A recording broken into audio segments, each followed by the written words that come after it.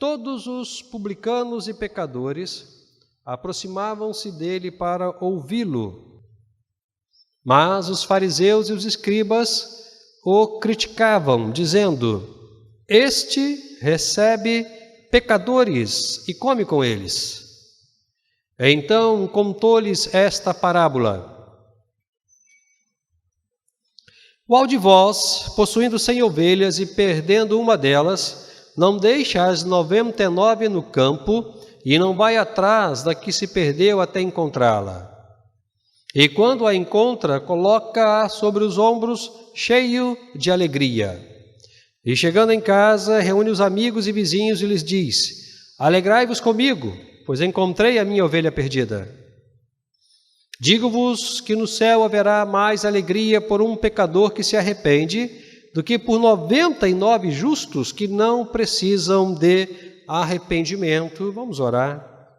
Ó Deus, nós nos encontramos em Tua presença, em Sua casa, para celebrar ao Senhor, e já o temos feito.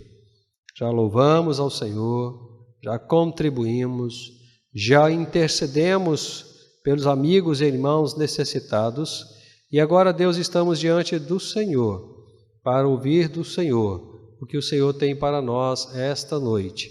Por misericórdia, esconde-nos atrás da cruz de Cristo e fala aos nossos corações. É a nossa oração em nome de Jesus. Amém, Senhor, e amém. Meus queridos irmãos, em um primeiro momento, quando nós estávamos refletindo, pensando sobre esse texto, o Evangelho de Lucas é um evangelho com informações muito importantes. Eu diria que é um evangelho didático, ele traz ensinamentos muito importantes, muito ricos, né?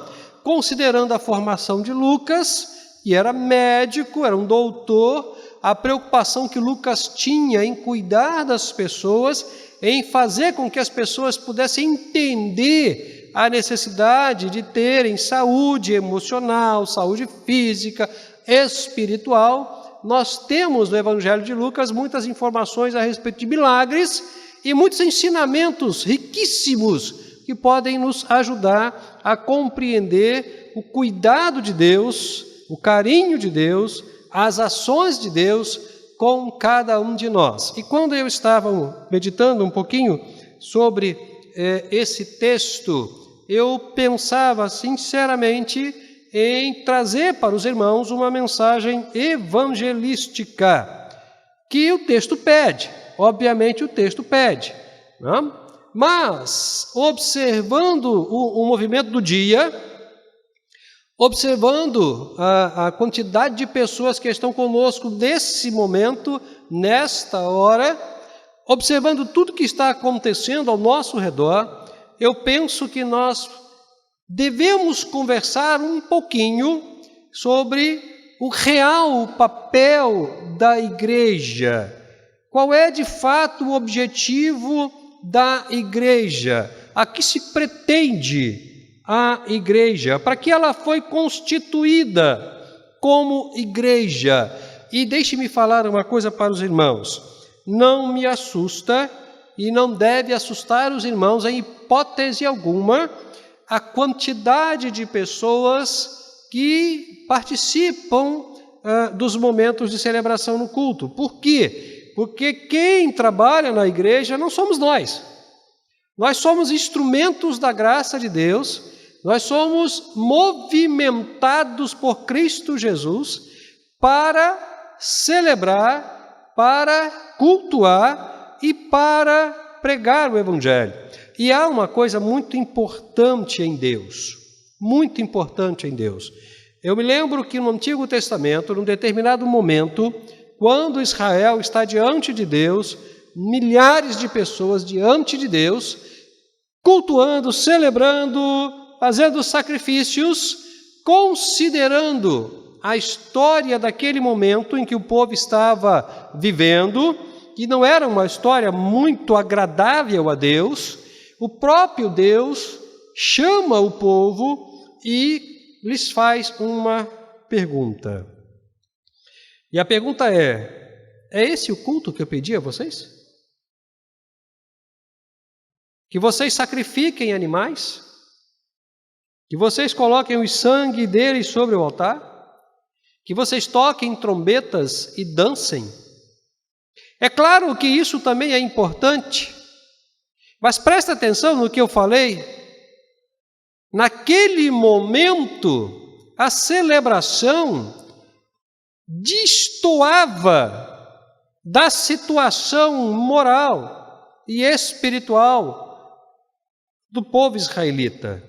E aí ele então orienta o povo e diz o seguinte: mas o culto que eu quero de vocês é que vocês cuidem das viúvas, tenham misericórdia dos órfãos, alimentem aqueles que estão passando necessidade, visitem os que estão doentes, chorem com aqueles que estão enlutados, comunguem, caminhem com os necessitados, cuidando deles. Essa é a celebração que eu quero de vocês, esse é o culto que eu quero de vocês, e eu volto a dizer, não há em nenhum momento nessa palavra de Deus nenhuma orientação, nenhuma ordenação para que a liturgia fosse extinta.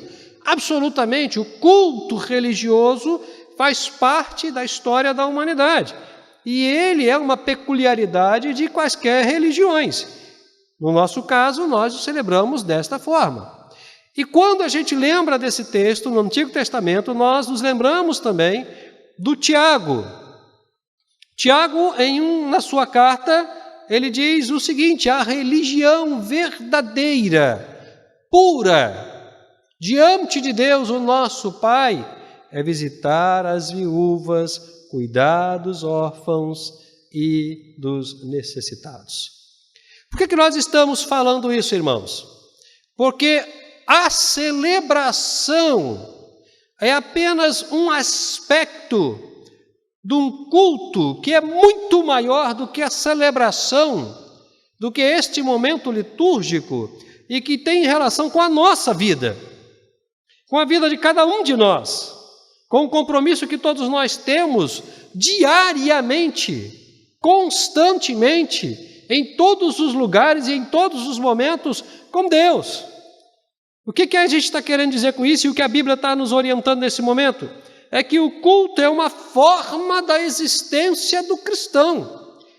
É um modus vivendi, é uma maneira de existir, é uma forma de caminhar sobre a terra. Todos os nossos movimentos, todas as nossas atitudes, todo o nosso comportamento, todo o nosso pensamento, todas as nossas palavras e sentimentos celebram a Deus, adoram a Deus. E é claro, é lógico que nós também o fazemos por direito e por graça, nos encontramos semanalmente nas nossas instituições para coletivamente cantarmos, celebrarmos. Isso também é belíssimo, é bonito, mas isso é apenas um aspecto de uma coisa muito maior, que é a nossa vida cultuando a Deus. E quando a gente pensa dessa forma, e a gente olha para esse texto, que é um texto que mostra a preocupação, o cuidado com um personagem aqui conhecido como uma ovelha que havia se perdido, nós podemos concluir que de fato o que nós estamos falando tem base bíblica, está correto, não é uma mera retórica.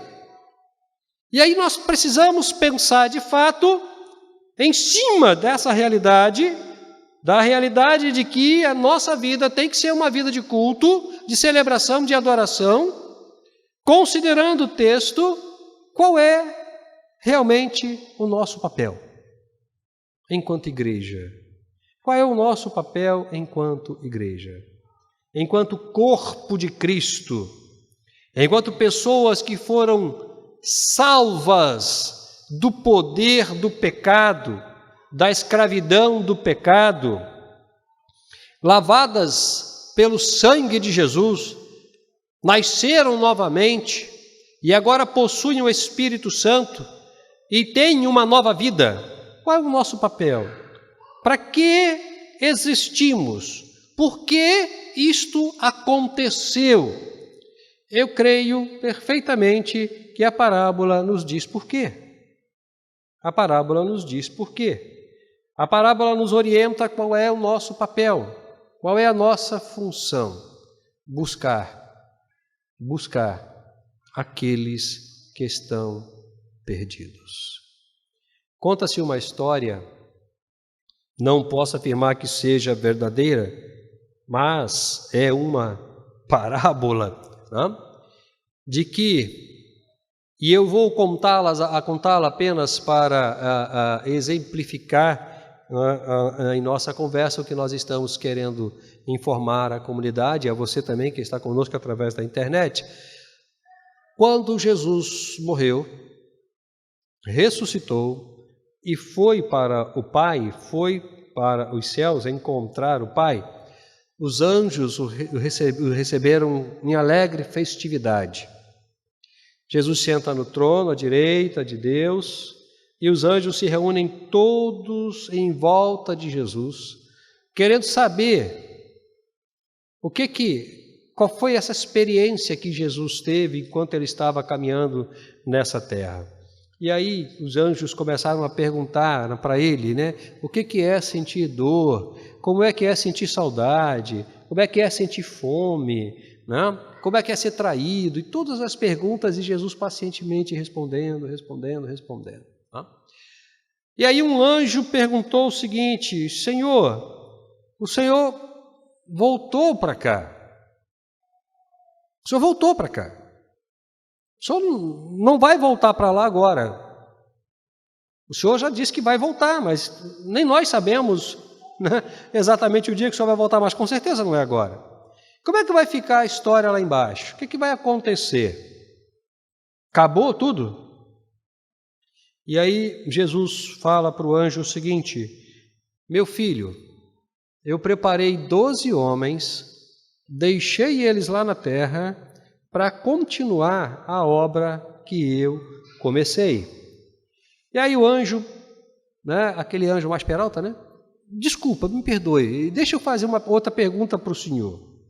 O Senhor preparou 12 homens para que eles continuassem a obra que o Senhor, né, iniciou. Meu filho, eu fiz exatamente isso. Eles caminharam 3 anos comigo, viram tudo que tinham que ver, ouviram tudo que tinham que ouvir, participaram inclusive dos milagres, eu dei autoridade para eles, eles curaram enfermos, expulsaram espíritos malignos, pregaram em meu nome.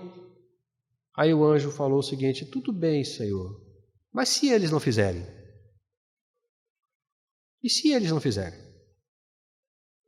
Aí Jesus responde a ele: meu filho, se eles não fizerem, não há mais nada o que fazer.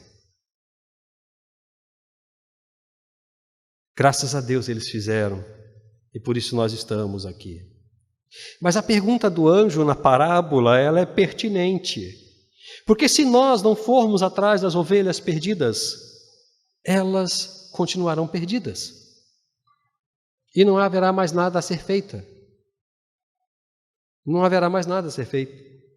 Quando nós olhamos para esse texto, pelo menos a perspectiva que nós estamos conversando com os irmãos, nos chama a atenção para o compromisso que nós, enquanto igreja, temos de ir até as ovelhas perdidas, resgatá-las, trazê-las para o rebanho de Cristo Jesus.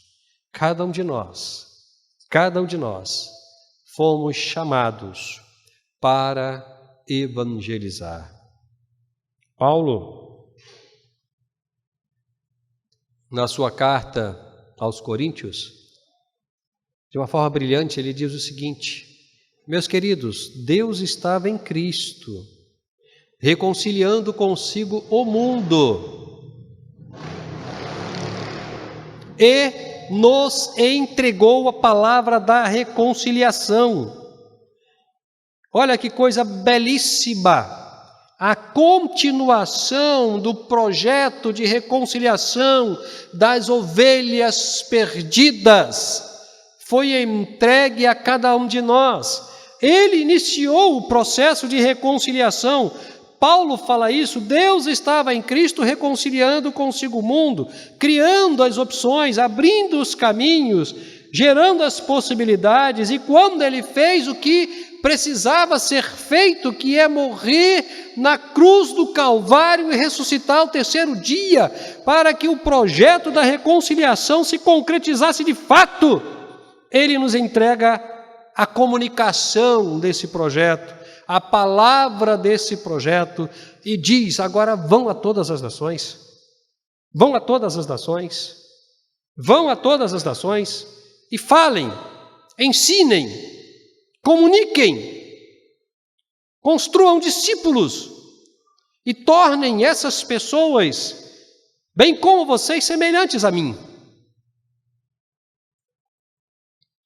Quando a gente olha para esse texto, a gente começa a fazer algumas perguntas que são muito importantes e que também têm relação com a missão de cada um de nós.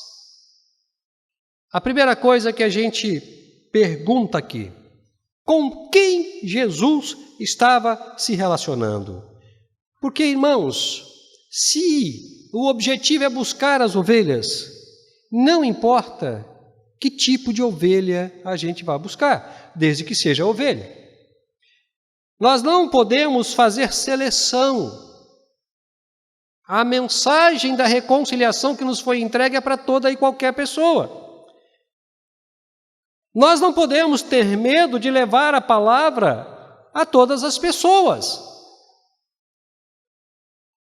Com quem Jesus se relacionava? Olha que o texto já começa dizendo assim, olha, os publicanos, quem eram os publicanos? Os publicanos eram judeus contratados por Roma para cobrar os impostos dos seus irmãos judeus. E eles podiam sobretaxar os impostos, o que os tornava pessoas odiadas pelos judeus. Mas olha que coisa interessante, o texto começa dizendo que os publicanos, e tem uma classe aqui muito curiosa, e os pecadores, muito provavelmente esses pecadores sejam pessoas gentílicas, não judeus, porque os judeus possuem características e definições próprias, ou são escribas, ou são fariseus, ou são saduceus, ou são publicanos. Mas quando geralmente a Bíblia se refere a pecadores, está falando de pessoas que não eram judias, eram gentios.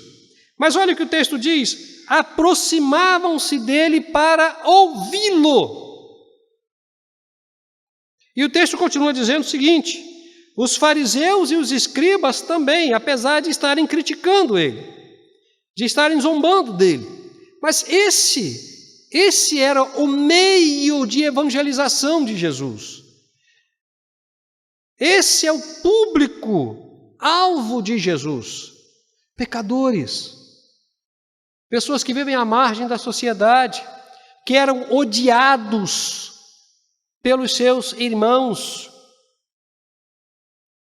que eram religiosos à enésima potência e cuja religiosidade distorcia completamente o amor, o poder e a orientação de Deus, e invalidavam, lembra, as vossas tradições. Jesus falou uma vez duramente com os fariseus: as vossas tradições, os vossos costumes invalidam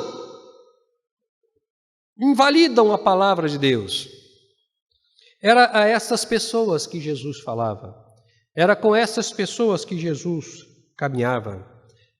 Jesus se relacionava apresentando o plano da reconciliação a prostitutas, a marginais,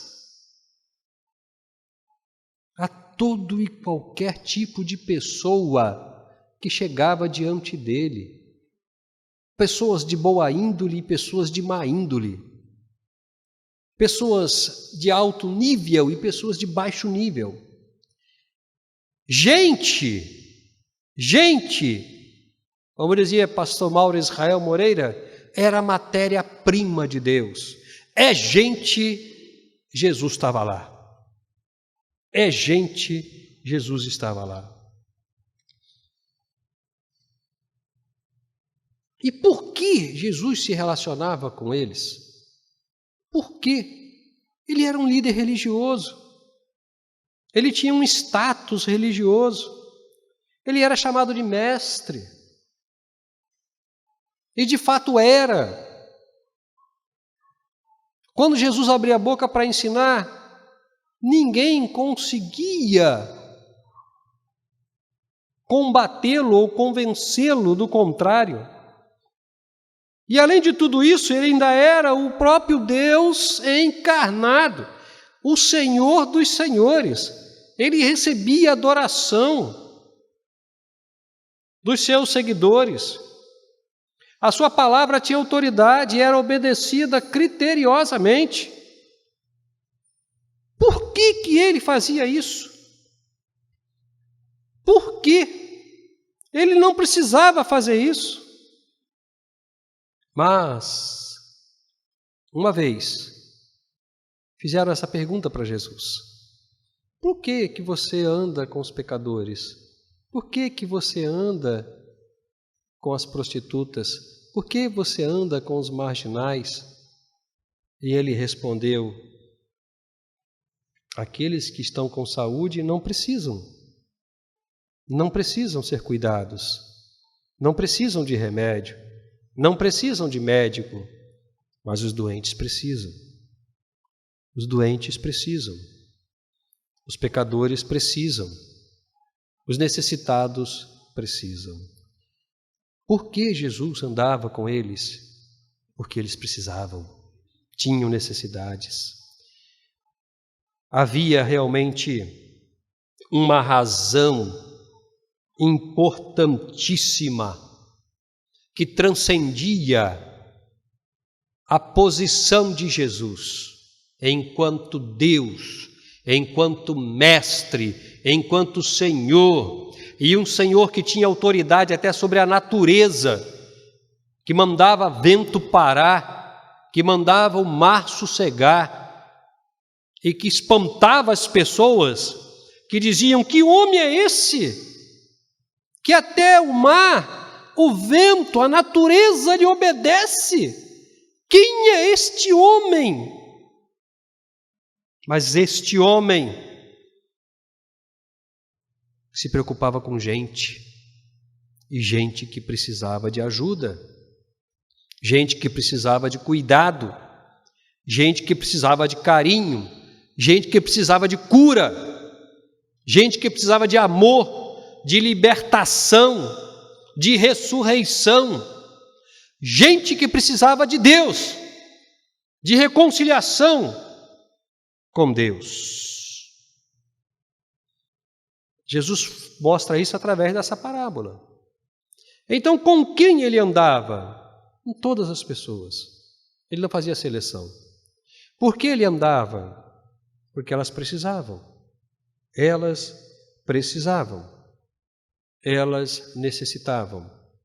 Qual foi o motivo, o movimento que levou Jesus, representado na parábola aqui, pelo pastor, a buscar a ovelha perdida? Qual foi o movimento? O amor. O amor. Quando a gente ama as pessoas, a gente gosta de estar com as pessoas. Um dos períodos mais icônicos dos relacionamentos é o namoro. Uma vez eu falei isso aqui, pessoal, riu um pouco de mim, mas é verdade. É verdade. O namoro é um período onde o que importa é estar perto, independente do perigo. Às vezes o namorado sai da casa da namorada 1h da manhã, não tem ônibus, não tem mais nada, vai a pé para casa, chovendo, feliz da vida, porque deu o último beijo da namorada. E no outro dia está lá de volta. E não adianta o pai dizer, olha, está na hora, começa a falar 10 horas, né? Está na hora, passa 11 horas, meio dia. A mãe também às vezes fala, né? Mas o prazer de estar perto faz a gente esquecer a distância.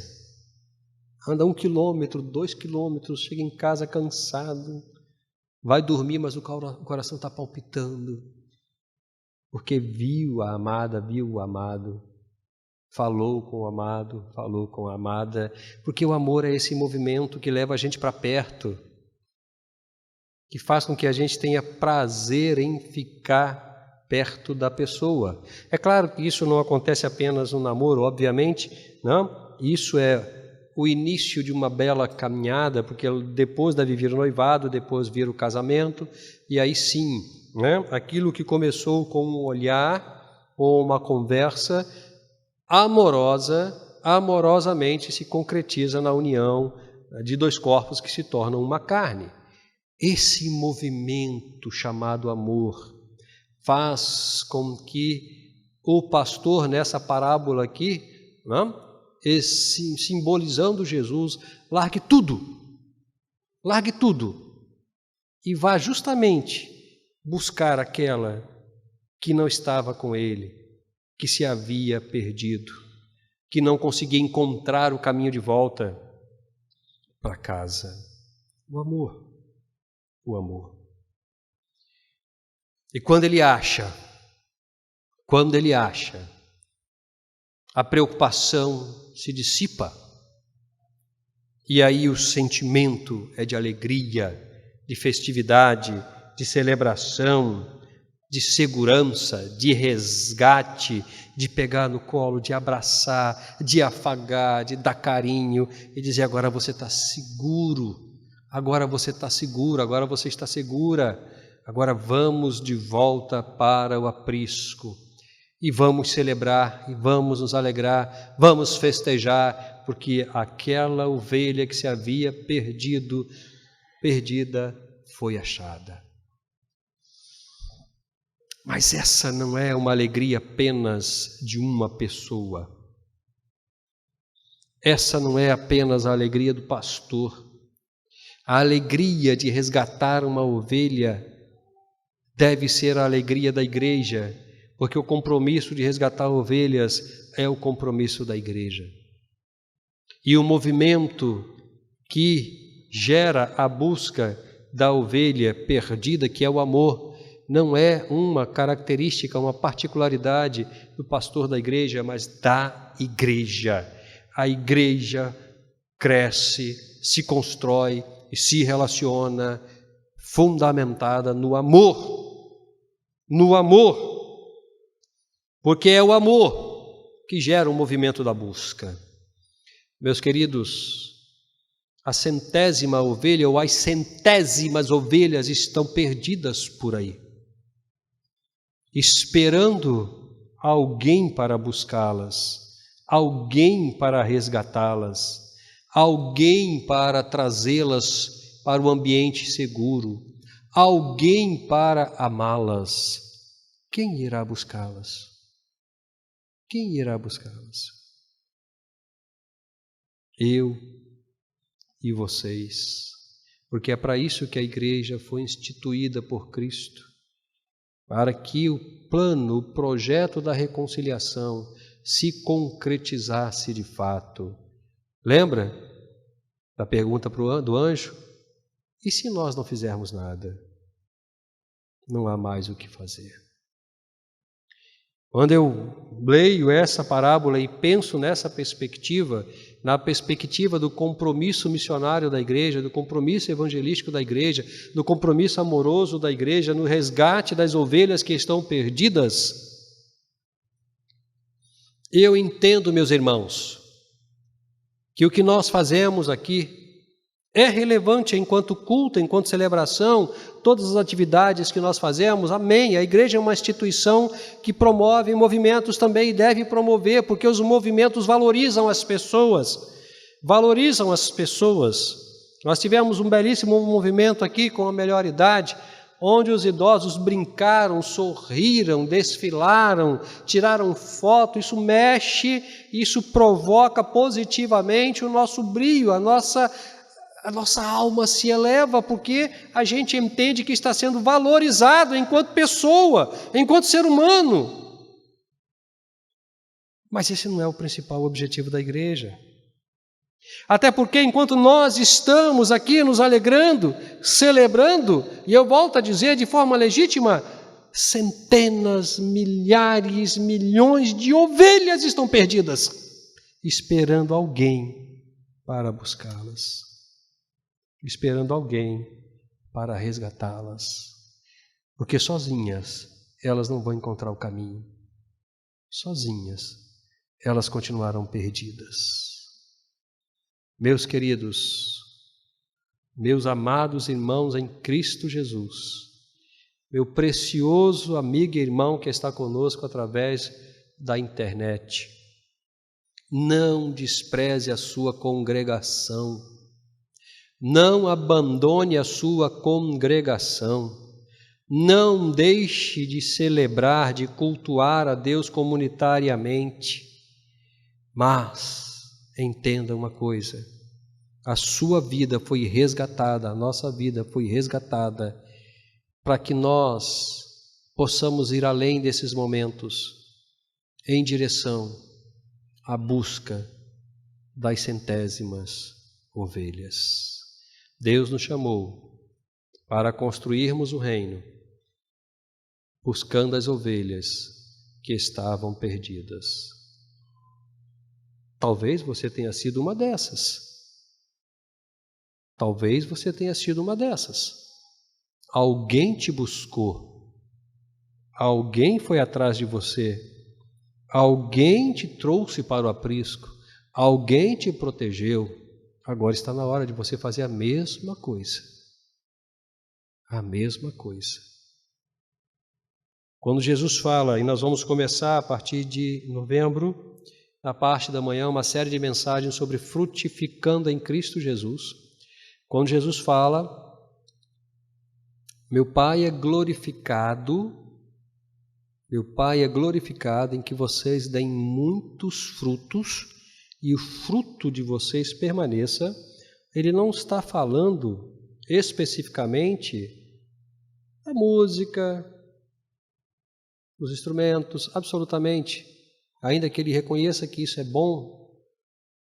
E eu creio que se Jesus tivesse um tempo ia aprender a tocar uma guitarra, mas ele está falando exatamente disso, de cuidar de gente, de proteger pessoas, trazê-las de volta para o aprisco. Esse é o nosso objetivo. Essa é a nossa razão de ser enquanto igreja. Esse é o compromisso de cada um de nós. Buscar as centésimas ovelhas. Amém? Que o Senhor nos abençoe. Vamos celebrar. Logo após, então, o pastor Roberto está com a palavra para fazer o encerramento do culto.